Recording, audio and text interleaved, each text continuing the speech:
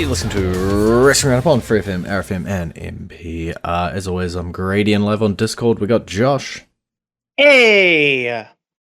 Taking a look ahead this weekend, WWE has a show in Perth, Australia, Crown Jewel. It is where we see the men's champ go up against the men's champ and the women's champ go up against the women's champ. So let's talk about those two matches first off. Let's stick with the men's. Seth Rollins, as Raw's World Heavyweight Champion, will be going up against Cody Rhodes as SmackDown's WWE Champion. A matchup that we have seen many a time, but never as a champion versus champion. Yeah. I have really loved the build to this match. I know the last 2 years or something while we've been doing this meaningless title, this is the first time that I've actually cared about the match. They have made it so that it's not, you don't care about the meaningless title. You care about Cody Rhodes versus Seth Rollins, and Seth Rollins doing everything in his power to finally beat Cody Rhodes. Mm-hmm. Yeah, I think that's where it is best, rather than, pretending these big gaudy championships have prestige and is something that all the wrestlers want. They've managed to at least build a storyline here, as you say, where Seth Rollins wants to usurp Cody Rhodes once and for all, or first and for all. And I do think it has got a better storyline heading into it than other sort of champion v champion, brand supremacy, that sort of stuff has had in the past.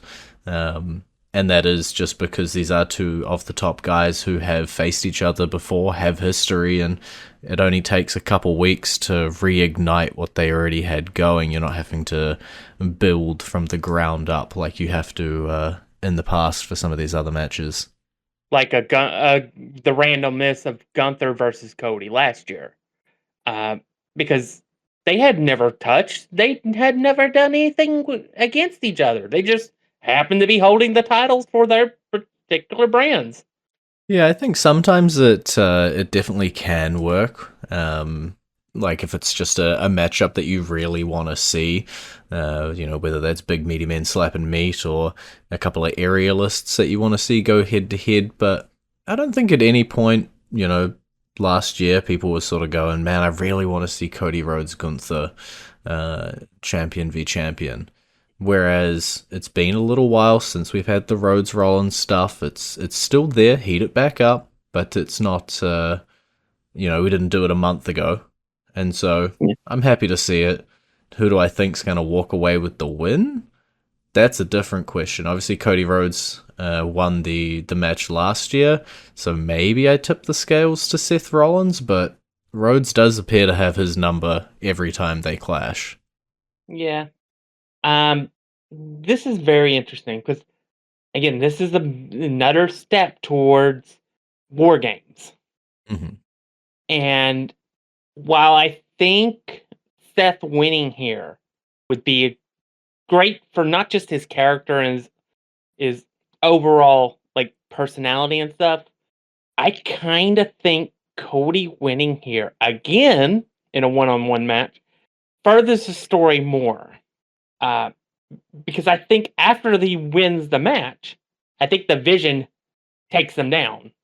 And then you start building to Survivor Series with Cody looking to get guys to counter the Vision.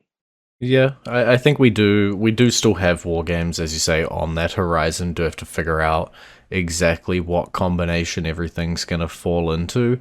I'm just gonna pick Seth. I think the guy's taken a few losses, even though he's still remaining champion. I think this would just round him out a little bit more, and do a bit more for the Seth Rollins character, where Cody Rhodes, I don't really know what Cody Rhodes as champion, his future really is. We thought maybe he'd done his dash, he sort of lost the title to Cena, and then just picked it back up, did a little feud with Drew, and now we're just kind of waiting for our next thing with Cody Rhodes, where I think Seth could really do with a bit of a win here, so gonna put my pick on Seth. And then jumping over to the women's, we have the Raw Women's World Champion Stephanie Vaquer going up against SmackDown's WWE Women's Champion Tiffany Stratton. Everything we just talked about the previous match is the complete opposite with this one. Talk about two people who have had no interaction. Yep, and have no reason to touch each other than the fact that they are holding a championship. I don't know. It just this seems to be a case where it's literally just let's see what the match is. I think because Tiffy's had her title all year since the first Raw of 2025, and Stephanie only just got hers. I'm going to give it to Tiffy because of that. It's fair. I think it is a tough one. When we were, 3 months ago, talking about what we could see potentially as this champion v champion clash, I don't think Tiffany or Stephanie were people who were in the conversation. We were talking about, Naomi, Bianca, Jades of the world, and maybe that's the direction that it would have gone had Naomi not dipped out because of her pregnancy. We did have a match where Jade Cargill could have picked up the championship. We could have done that. But this is the match that we have in front of us, and I have no reason to think that it's going to be a bad one. I don't think it's the exact combination of people in the top spots that I would love to see. I think you put it right when you compared it to when we were talking about Cody Rhodes and Seth Rollins. Want to see it, got the story, heat it up, let's go. This one's like, maybe they can put on a banger, but there's no investment necessarily in these two getting their hands on each other and clashing. And I'm going to take what you said about Stephanie being a new champion, and I'm actually going to use that as a bit of a reason to pick her. I think she'd been cooled down a lot heading into that title match, not appearing a massive amount, and then did pick up the championship, and Sky's going off to do what she's going to do. We'll talk about that in a little bit.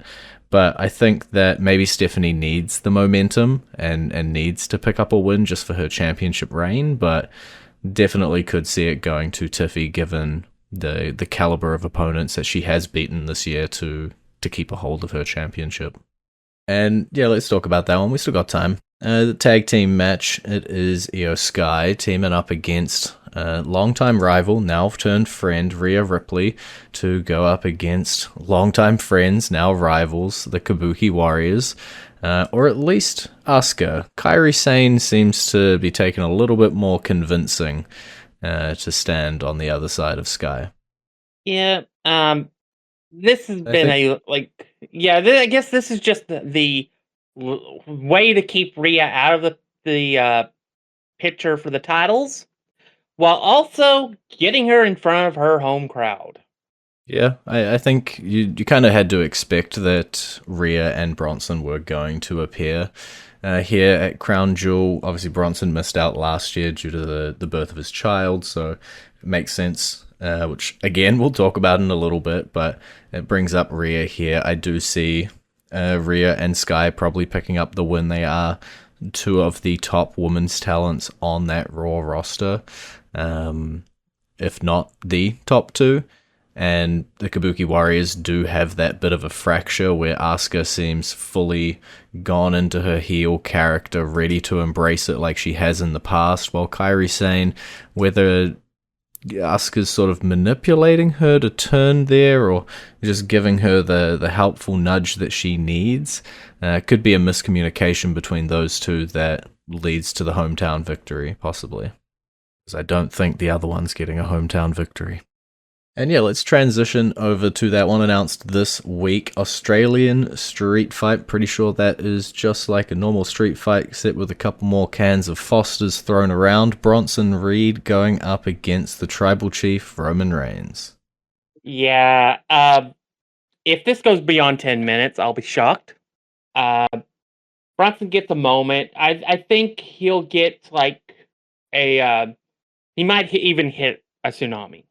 But this is Roman Reigns we're talking about.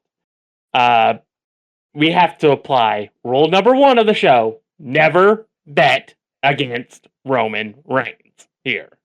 And yeah, I think Roman wins, and then maybe it'll be something where it's like, because I don't want to see too many beatdowns.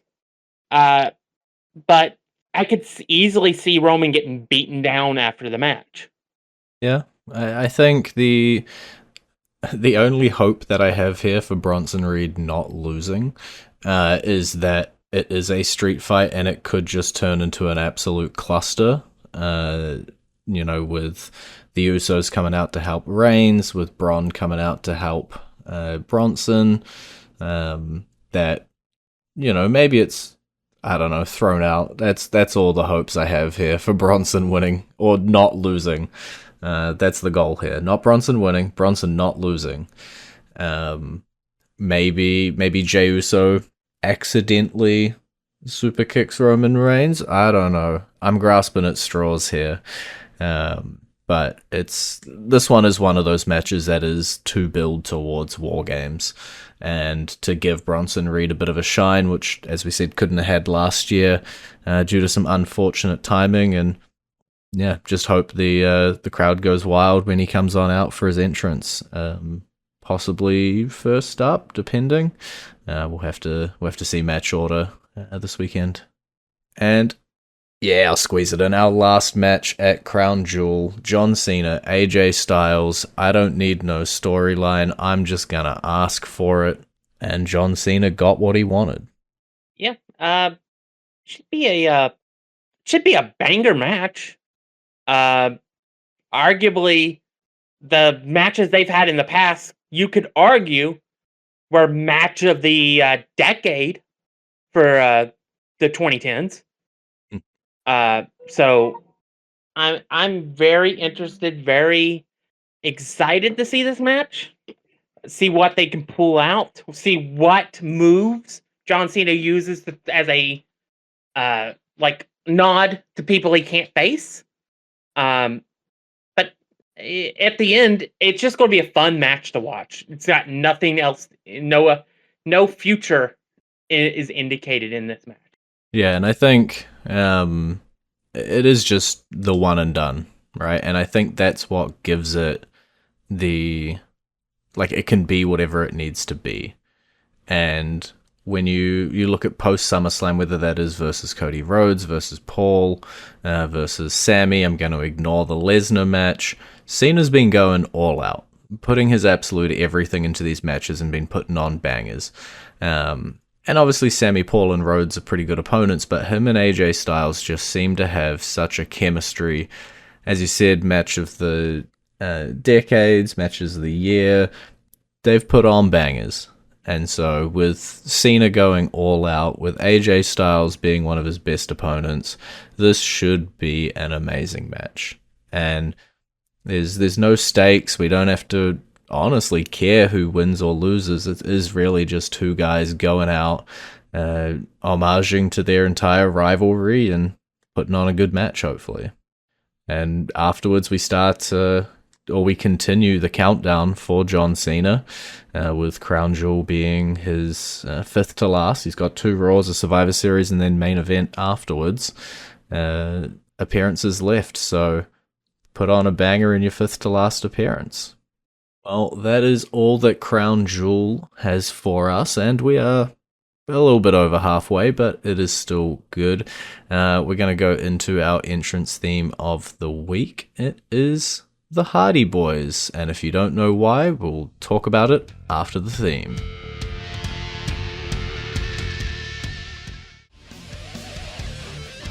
And you're back at Wrestling Roundup on FreeFM, ArrowFM, and NPR. I'm Grady, he's Josh. NXT TNA Showdown just finished airing a couple hours ago. At time of recording, we predicted it all last week. We got some right, we got some wrong, but first up was the winner-take-all Tag Team Championship match, and the Hardy Boyz are your new NXT Tag Team Champions. much to the surprise of no one, not even Darkslate's mothers.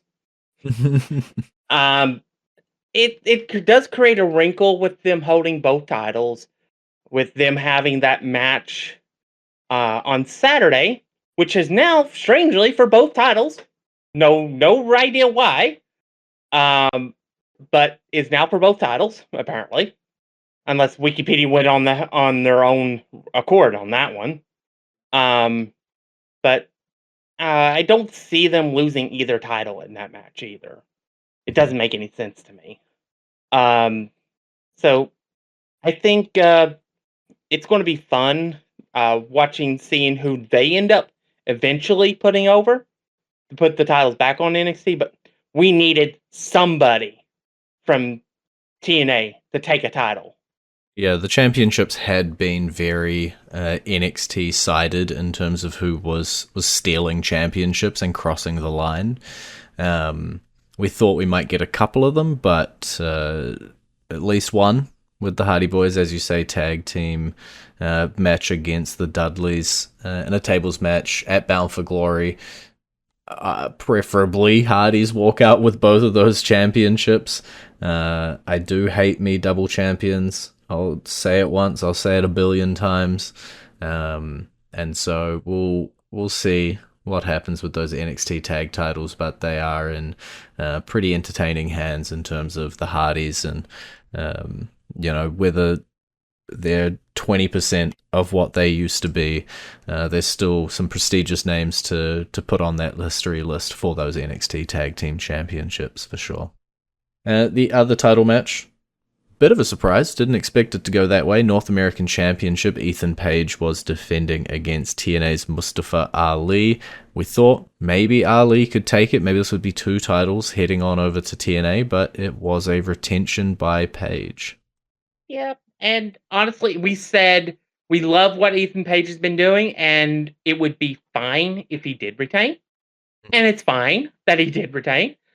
I think the biggest thing about this was just the fact that WWE did something they did not have to do. They acknowledged the fact that Mustafa Ali had a title shot and never got it before he got released. Yeah, it was a neat little callback. As you say, not something they had to do, but I think just kind of like wrapped a little bit of a bow on it, and gave him what he earned in a sense here with this title match. And I think the thing coming out of this match, we thought maybe TNA would take it with Mustafa Ali, but it looks like AAA's Latin American champion, El Hijo de Dr. Wagner Jr., is got his eyes on Ethan Page. And maybe that's AAA that takes it. We have Dominic Mysterio walking around with the AAA championship. Maybe Dr. Wagner Jr. picks up the NXT North American Championship. Maybe it wasn't TNA that gets it. Maybe it's AAA. Maybe. But yeah, our Canadian Lord and Savior has people coming at him from all over the continent, wanting to get the title away from him. He does have a way of cultivating people who hate him. Yep. Honestly, I think since TNA, this whole TNA NXT thing is obviously still going, and going to be going for a while, as much as it will pain me to say this, and I think you have an idea of maybe who I'm going to say. Yeah. I think the guy that beats him might be Matt Cardona. Yeah. I think we saw a segment where Matt Cardona did talk to Ava, and I believe got himself a match with Josh Briggs next week, which probably is a win for Cardona. Maybe this is the avenue. As you say, a lot of people coming after Ethan Page, so I wouldn't be shocked if there was another one. And I think you'll also get to see Dr. Wagner Jr. as he's a match with Lexis King next week as well. So maybe we end up with a Worlds Collide triple threat, TNA, AAA, TNA, NXT, AAA, all going head-to-head scrambling for it. But yeah, the the crossover is going to be continuing to happen because we saw at the end of the show it was Ava Raine and it was Santino Morales shaking hands and setting up next week that there was going to be a battle royal for the NXT Women's #1 contendership, and Ava invited the Knockouts on over, so plenty more in this partnership. But let's talk about these Survivor Series matches. Woman first, so Team TNA led by Kalani Jordan, also featuring Cassie Lee, Jessie McKay, and Mara Sade, taking on Team NXT, Jacy Jayne, Lola Vice, Sol Ruka, and Jada Parker. We had a special guest referee of Jordan Grace, and running it down, Jada Parker was eliminated by Mara Sade eliminated by Sol Ruka, Mara Sade, that was twice, I'm misreading all over the place, Lola Vice, Jessie McKay gets eliminated, Lola Vice gets taken out, and ultimately Team NXT wins, last eliminating Kalani Jordan. Yeah, it makes sense in the because I think this was the one match that we were like, this is for sure a NXT win. Mm-hmm. So I think it made total sense. The fact that it was Jacy Jayne versus Kalani Jordan as the final two people, I think also made sense. And that also the whole questions about whether or not TNA could even trust Jordan as well. So it was one of those things where it's just, I think it was a perfect match as far as it needed to be. The eliminations maybe happened a little too quickly after waiting a while to start them, but I think it was a fine match. It did what it had to do. Yeah, I think it's interesting to see everything sort of, like, it feels like a whole lot is crossing around, obviously with Sol Ruka, interacting as well with Blake Monroe backstage, Jordan Grace with Kalani Jordan here, Jacy Jayne also poking her nose around. It feels like there's a whole lot of crossing around, but then you got to remember that Kalani Jordan is an NXT star, and Jordan Grace is also, so it is just a lot of NXT sided superstars here, versus the three TNAers that came over were not the most important factor in this match. Although it was cool to see them, they were not where all the storyline was. Yeah, I think injuries and retirements and stuff really hurt what could have been TNA's team, and among other issues. Among other issues.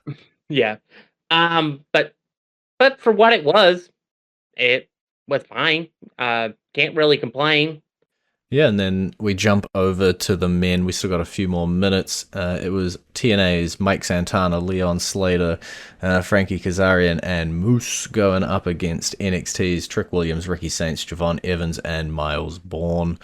First out was Miles Bourne, then Javon Evans on a roll-up. And then it all flicked on over as we saw Kaz and Leon Slater heading out. But ultimately, Team TNA did come up with the win. You'd think, hey, you didn't mention that Trick Williams got eliminated there, because he did what we expected and just headed on out.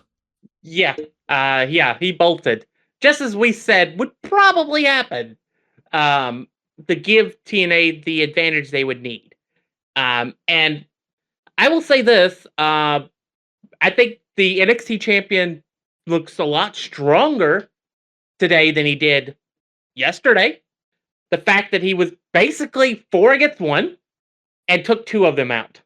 Mm-hmm. Before being overcome by the #1 contender for the TNA championship.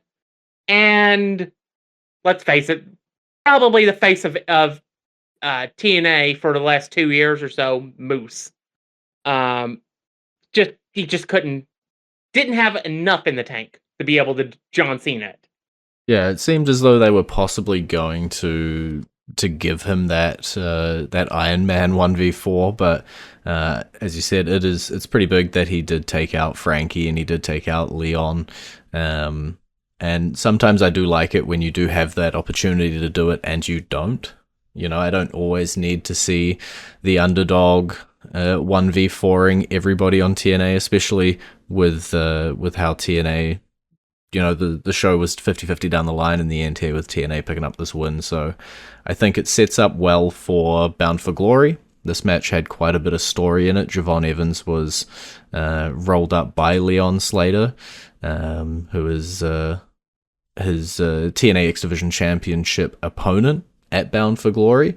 So we're setting up that. We're setting up a whole lot for that show this weekend, which we'll see how it all rolls on out. But that is all the time we have for this week. It's been great talking to you. Bye. You can visit our Facebook page, facebook.com/wrestling R&D up, or our Twitter page, twitter.com/wrestling R&D up, or our YouTube page, youtube.com/wrestling RND up. And we will catch you next week.